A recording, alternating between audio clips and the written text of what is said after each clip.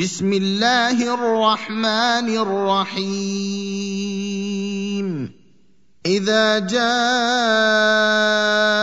المنافقون قالوا نشهد إنك لرسول الله والله يعلم إنك لرسوله والله يشهد إن المنافقين لكاذبون اتخذوا أيمانهم جنة فصدوا عن سبيل الله إنهم ساء ما كانوا يعملون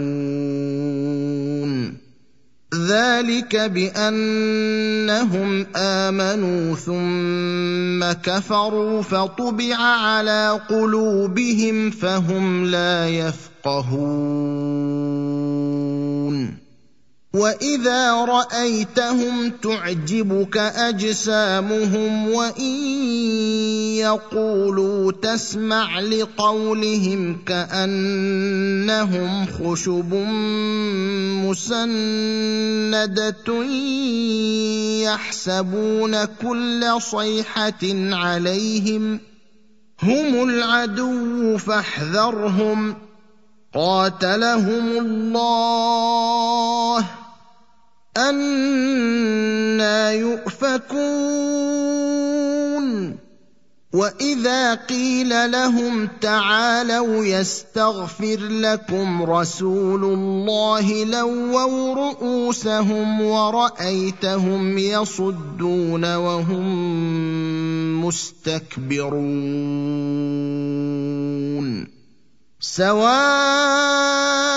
عليهم أستغفرت لهم أم لم تستغفر لهم لن يغفر الله لهم إن الله لا يهدي القوم الفاسقين هم الذين يقولون لا تنفقوا على من عند رسول الله حتى ينفضوا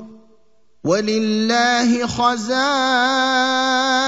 السماوات والأرض ولكن المنافقين لا يفقهون يقولون لئن رجعنا إلى المدينة ليخرجن الأعز منها الأذل ولله العزة ولرسوله وللمؤمنين ولكن المنافقين لا يعلمون يا أيها الذين آمنوا لا تلهكم أموالكم ولا أولادكم عن ذكر الله ومن يفعل ذلك فأولئك هم الخاسرون وأنفقوا مما رزقناكم من قبل أن يأتي أحدكم الموت فيقول رب لولا أخرتني إلى أجل قريب فأصدق وأكن من الصالحين ولن